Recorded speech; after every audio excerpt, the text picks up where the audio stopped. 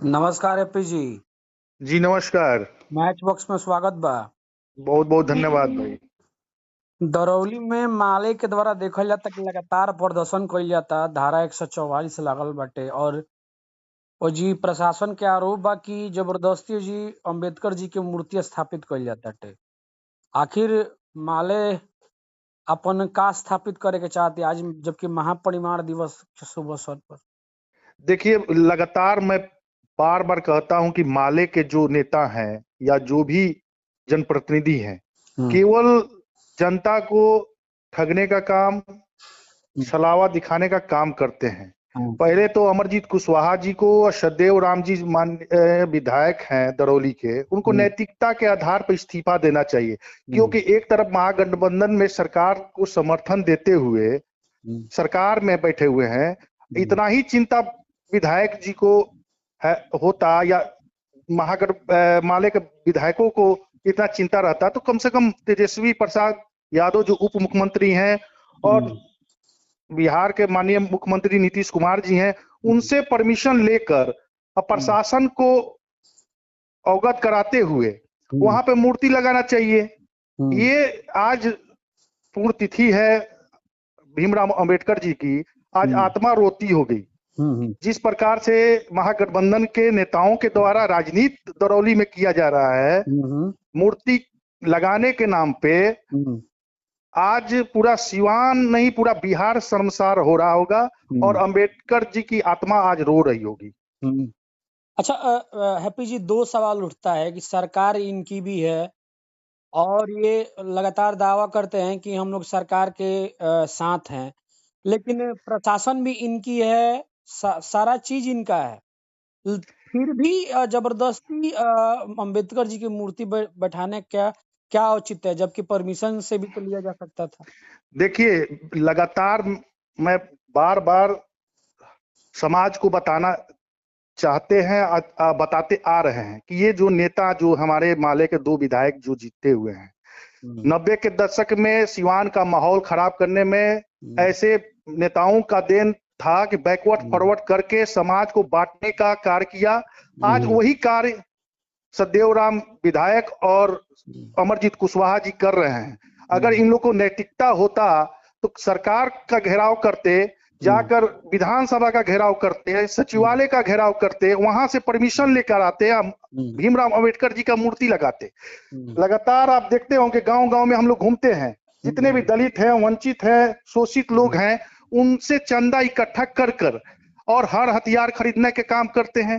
Case मुकदमा में फंसे लोगों को हत्या लूट जैसी घटनाओं में जितने भी माले के नेता हैं वो फंसे रहते हैं, उससे उस पैसे से अपने कोर्ट कचहरी का खर्चा निकालते हैं। ऐसे नेताओं से मैं अपील करते हैं कि अपने स्वभाव में परिवर्तन लाए। सिवान अमन चैन शांति का माहौल बना हुआ है, 90 का दशक सिवान में हम लोग लौटने नहीं देंगे। अच्छा हैप्पी जी, सवाल यहाँ खड़ा होता है कि आपने कहा कि संविधान बचाओ की बात अपनी की या जो भी बात की, लेकिन ये सरासर माले के जो विधायक है दो, या चाहे दरौली को हो या जीरादेई की हो, साफ तौर पर कहना है कि बीजेपी संविधान खत्म करना चाहती है। वो दलित, वंचित और शोषितों का शोषण करती है और हमेशा मारा पीटा जाता है। देखिए, आप आज ही देख लीजिए आज क्या स्थिति है। भीमराव अंबेडकर जी का संविधान के माध्यम से ये लोग, जो भीमराव अंबेडकर जी जो संविधान बनाए थे, उस संविधान को मानते ये लोग तो सरकार से परमिशन लेकर मूर्ति लगाने का काम करते। इन लोगों का अलग संविधान है, गोली बारूद हर हथियार लोगों को 9 इंच छोट करने का इन लोग का संविधान है। उस संविधान के माध्यम से ये लोग दरौली में आज 144 धारा लगा है, इसका हम घोर विरोध करते हैं। और आपके चैनल के माध्यम से जितने भी दलित, वंचित, शोषित वर्ग के लोग हैं, चाहे अगर आप पिछड़ा जो भी लोग हैं, उनसे मैं अवगत कराना चाहते हैं आपके चैनल के माध्यम से कि सिवान की जनता बहुत बड़ी कुर्बानी देने के बाद सिवान अमन चैन शांति कायम हुआ है। इस चीज को एक मूर्ति और या छोटे छोटे मुद्दों को लेकर इससे वातावरण सिवान का खराब ना करें। और लगातार भारतीय जनता पार्टी जो अंबेडकर जी की सोच विचारधाराओं को आगे बढ़ाने का काम करती है, वो आपको देखने को मिलता होगा। पूर्व सांसद जी ने अंबेडकर छात्रावास खुलवाने का काम किए, उन्होंने पुस्तकालय खुलवाने का काम किए। आप माले के विधायकों से पूछिए, माले के नेताओं से पूछिए, मूर्ति लगे या ना लगे वो बड़ी मुद्दा नहीं है। मुद्दा है कि आरक्षण विरोधी भी न है, उनका आरोप लगता है कि वो आरक्षण का विरोध करते हैं। देखिए, आरक्षण विरोधी हम लोग नहीं, चाहते हैं। आरक्षण आप कीजिए ना भाई, जो करना है आरक्षण कीजिए, लेकिन आप जो गरीब लोग हैं, चाहे हर वर्ग में गरीब लोग हैं, गरीब का आरक्षण बनाइए ना, चाहे राजपूत में हो, ब्राह्मण में हो, भूमियार में हो, यादव में हो, दलित में हो, महादलित में हो, सबको आरक्षण आप दीजिए। आर्थिक आरक्षण करवाइए, सर्वे करवाइए, उसमें हर वर्ग को सहयोग मिले। ये राजनीति जो महागठबंधन के लोग कर रहे हैं, ये शर्मसार करने वाला है। बिहार को और सिवान को फिर कलंकित करने का काम महागठबंधन के नेताओं के द्वारा किया जा रहा है।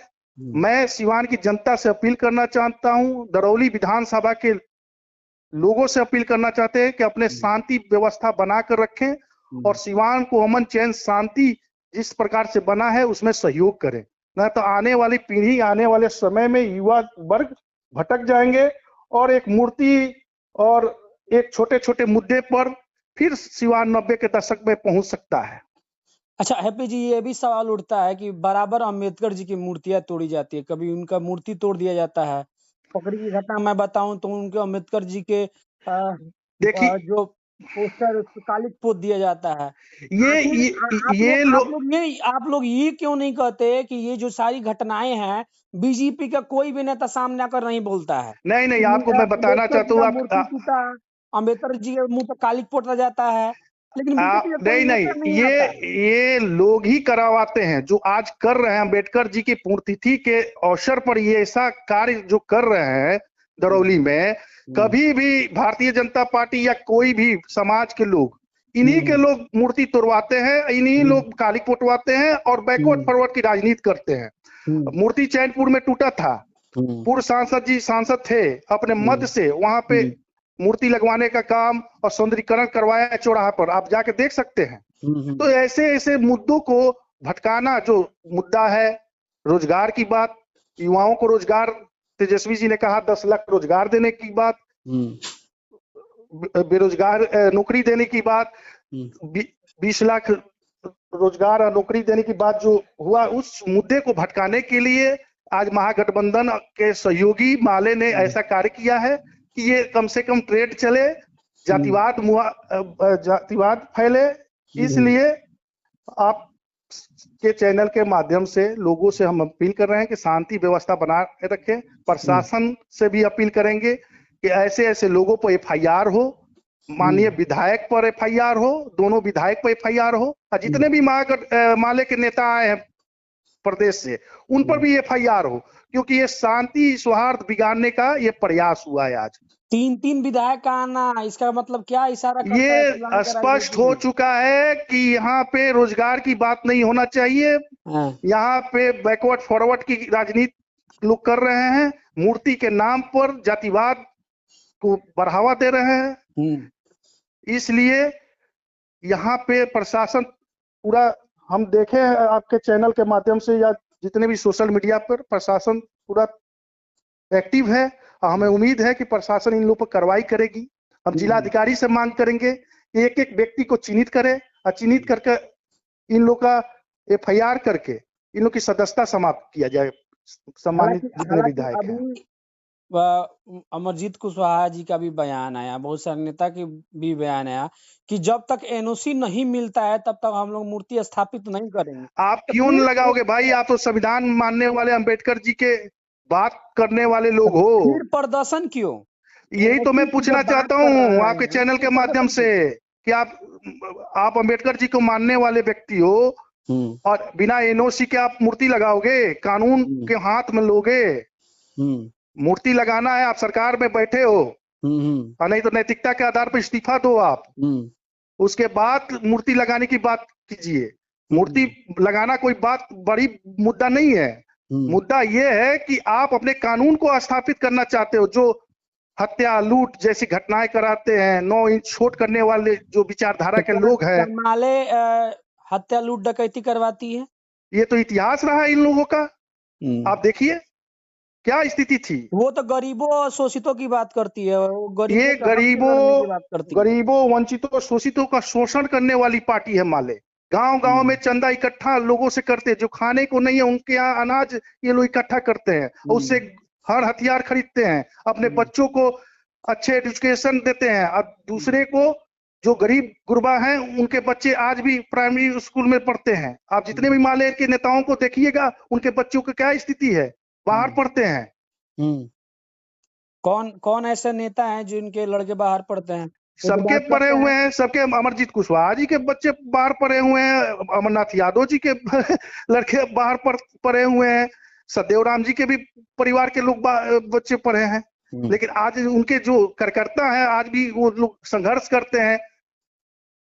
संघर्ष क्या करते हैं, गांव में माहौल खराब करते हैं। अच्छा, आज मान के चलिए संविधान के जो संविधान बनाया भीमराव अंबेडकर जी ने, आज महापरिनिर्वाण दिवस के शुभ अवसर पर धारा 144 लागू करना, इतना तनाव आज अंबेडकर जी की आत्मा रो रही होगी। ये जो कानून हमने बनाया था पूरे देश में शांति व्यवस्था बनाने के लिए, आज उन्हीं के लोग मानने वाले लोग ही आज ऐसा उल्लंघन कर रहे हैं, जो अपना कानून स्थापित करना चाहते हैं बिहार में या देश में। तो ये तो स्पष्ट हो चुका है कि आरक्षण विरोधी कौन है और कानून विरोधी कौन है। हेपर जी, एक करनी सेना के राजस्थान में उनके घर घर में घुसकर गोली मार दी जाती है। राजपूत समाज के एक बड़े चेहरे को, चेतनानंद जी का बयान आता है कि राजपूत समाज पर अब इतना जुर्म हम लोग नहीं सहेंगे, हम लोग कुछ ना कुछ करेंगे। ये लोग कुछ करने वाले लोग नहीं है, केवल समाज में जिस प्रकार से माले बैकवर्ड को इकट्ठा करने के लिए ऐसा गंदा राजनीति कर रहा है, वैसे चेतनानंद जी ऐसा स्टेटमेंट देकर अपना पॉपुलरिटी, अपने लोगों को इकट्ठा करना जानते हैं। हमने बहुत से राजपूत नेताओं को देखा बैकवर्ड फॉरवर्ड की बात करते हैं, अपने लोगों को हर वर्ग की बात क्यों नहीं करते। हत्या तो एक आदमी किया होगा, किसी भी धर्म किसी जाति का एक ही आदमी किया, पूरे समाज को अगर घेर ले, राजपूत बैकवर्ड को घेर ले या फॉरवर्ड को घेर ले, ये गलत बात है। अपने यहाँ भी सारण में हुआ था, बहुत पिछले बार यादव और राजपूत में हत्या हुई थी। ये दो परिवार की घटना थी, लेकिन उसको समाज में पूरे यादव और राजपूत को दो भागों में कर दिया गया था। घटना आपसी विवाद में होता है। ये जो घटना हुई है ये बहुत ही दुखद घटना है, हम घोर निंदा करते हैं। लेकिन जिस प्रकार से ऐसे नेता जो जनप्रतिनिधि हैं, चेतनानंद जी विधायक हैं और बड़े बड़े नेता लोग ऐसी भाषा का प्रयोग करते हैं, ये समाज बांटने का कार्य करते हैं, ना कि समाज में शांति व्यवस्था बरकरार रखने का काम करते हैं। नीरज कुमार का कहना है कि बीजेपी का राज आते ही देखिए वहां पर राजपूत समाज के सबसे बड़े नेता की हत्या हो जाती है। अब खुद बताइए कि जब गृह मंत्रालय के द्वारा ये सर्वे किया गया था कि सबसे अधिक लूट हत्या उत्तर प्रदेश में होती है, जबकि बीजेपी की सरकार है, इस पर क्या बोलना चाहेंगे? अरे काउंटर भी तो उत्तर प्रदेश सरकार करती है अपराधियों को, कहाँ बिहार में होता है?